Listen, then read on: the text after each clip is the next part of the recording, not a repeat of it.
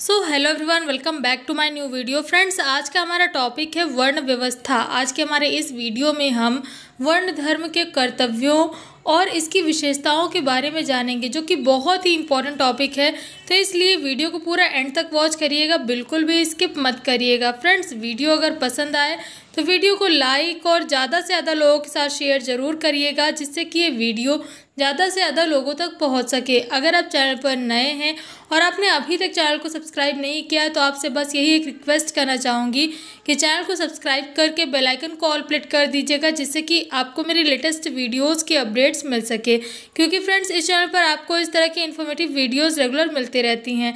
तो चलिए अभी बिना किसी देरी के बढ़ते हैं वीडियो की ओर और जानते हैं वर्ण व्यवस्था के विषय में। जैसा कि हमने प्रीवियस वीडियो में जाना कि धर्म ग्रंथों में, शास्त्रों में 4 प्रकार के वर्णों के विषय में बताया गया है, जो कि है ब्राह्मण, क्षत्रिय, वैश्य और शूद्र।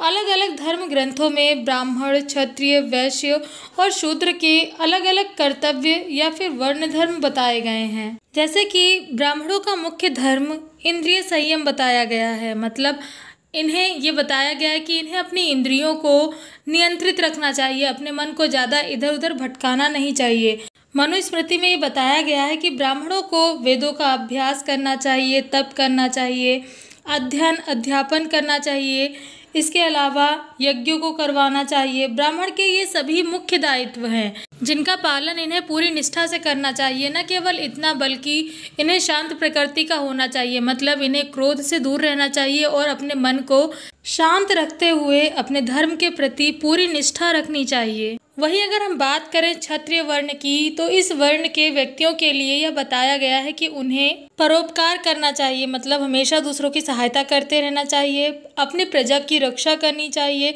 जो कि इनका मुख्य दायित्व होता है।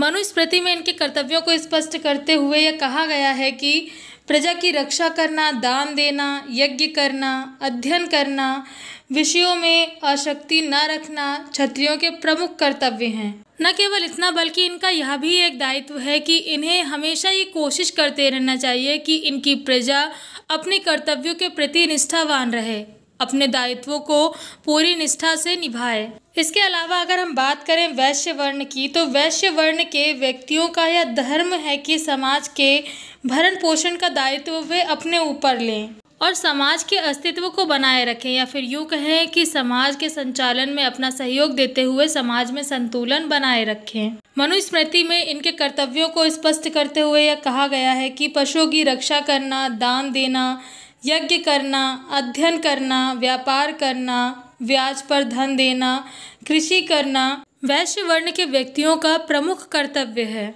वहीं अगर हम बात करें शूद्र वर्ण की, तो शास्त्रों में या फिर यूँ कहें कि धर्म ग्रंथों में अन्य तीनों वर्णों की बिना किसी ईर्ष्या भाव के सेवा करना शूद्र वर्ण का प्रमुख कर्तव्य बताया गया है। ये तो बात हो गई इनके कर्तव्यों की कि किस वर्ण के लिए कौन से कर्तव्य या फिर यूँ कहें कि कौन से दायित्व निर्धारित किए गए थे उनके विषय में।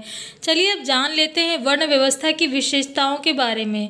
वर्ण व्यवस्था समाज में आज के टाइम से स्टार्ट नहीं हुई है, आज के टाइम से नहीं आई है, बल्कि ये प्राचीन काल से ही समाज में रही है। इसमें कई विशेषताएं पाई जाती हैं, जैसे कि वर्ण व्यवस्था श्रम विभाजन पर आधारित है। वर्ण व्यवस्था के अंतर्गत अलग अलग वर्णों के अलग अलग कर्तव्यों को इस प्रकार से निर्धारित किया गया है कि समाज में सभी की सारी आवश्यकताएं पूरी हो जाएं और समाज में संतुलन बना रहे और समाज प्रगति की ओर बढ़ता रहे। न केवल इतना, बल्कि इसकी एक और विशेषता यह भी है कि वर्ण व्यवस्था विशेषीकरण में सहायक है। जैसा कि आप सभी जानते हैं कि वर्ण व्यवस्था में अलग अलग वर्णों के लिए अलग अलग दायित्व, अलग अलग कर्मों का निर्धारण किया गया है। ठीक है, जब एक ही व्यक्ति उसी एक कार्य को पीढ़ी दर पीढ़ी करता रहता है तो धीरे धीरे करके उस व्यक्ति में निपुणता आ जाती है और व्यक्ति जो काम करता है उसको और भी ठीक तरीके से कर पाता है, जिससे कि पूरे समाज को विशेषीकरण का लाभ मिलता है।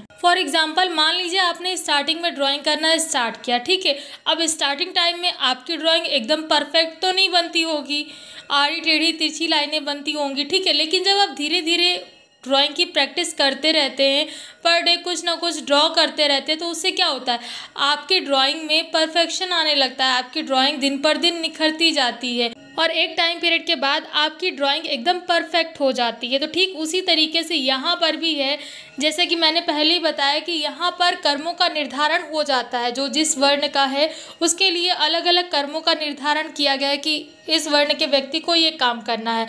अब जब वो व्यक्ति पीढ़ी दर पीढ़ी एक ही काम करता रहता है तो धीरे धीरे करके उसके कार्यों में भी परफेक्शन आ जाता है, जिसका लाभ समाज के हर एक व्यक्ति को मिलता है। जैसा कि हमने प्रीवियस वीडियो में जाना था वर्ण व्यवस्था के सिद्धांतों के विषय में, एक सिद्धांत उसमें से जन्म पर आधारित था। कुछ विद्वान हैं जो कि वर्ण व्यवस्था को जन्म पर आधारित व्यवस्था मानते हैं, लेकिन प्राचीन ग्रंथों के अध्ययन से कुछ ऐसे प्रमाण मिलते हैं जो कि इस बात को पूरी तरीके से स्पष्ट करते हैं कि शुरू से ही इस व्यवस्था का आधार व्यक्ति का गुण रहा है, व्यक्ति का स्वभाव रहा है। धीरे धीरे इस व्यवस्था में कठोरता आती गई और यहाँ पर जन्म का महत्व बढ़ता गया। इसकी एक अन्य विशेषता यह भी है कि इस व्यवस्था के अंतर्गत अलग अलग वर्णों की अलग अलग शक्तियाँ हैं और अधिकार हैं। मतलब हर एक वर्ण के व्यक्ति को कुछ अलग कर्तव्य और कुछ अलग अधिकार दिए गए हैं। सभी वर्णों का अपना एक अलग ही महत्व है, एक अलग ही स्थान है, लेकिन समय के साथ साथ धीरे धीरे करके इन सभी वर्णों में शक्ति और अधिकार की दृष्टि से एक निश्चित संस्तरण पनपने लगा, जिसके कारण एक वर्ण अपने आप को दूसरे वर्ण से ऊंचा या फिर नीचा मानने लग गया। तो फ्रेंड्स, ये थी जानकारी वर्ण व्यवस्था की विशेषताओं और कर्तव्यों के विषय में। आई होप वीडियो में दी गई जानकारी आपको पसंद आई होगी। वीडियो में दी गई जानकारी कैसी लगी कमेंट करके ज़रूर बताएं। फ्रेंड्स, वीडियो अगर पसंद आया हो तो वीडियो को लाइक और ज़्यादा से ज़्यादा लोगों के साथ शेयर ज़रूर करें, जिससे कि ये वीडियो ज़्यादा से ज़्यादा लोगों तक पहुंच सके। अगर आप चैनल पर नए हैं और आपने अभी तक चैनल को सब्सक्राइब नहीं किया है तो आपसे बस यही एक रिक्वेस्ट करना चाहूँगी कि चैनल को सब्सक्राइब करके बेल आइकन को ऑल प्लेट कर दीजिएगा, जिससे कि आपको मेरी लेटेस्ट वीडियोस की अपडेट्स मिल सके। क्योंकि फ्रेंड्स, इस चैनल पर आपको इस तरह की इन्फॉर्मेटिव वीडियोस रेगुलर मिलती रहती हैं। तो आज की वीडियो में बस इतना ही। मिलते हैं नेक्स्ट वीडियो में कुछ नई जानकारियों के साथ।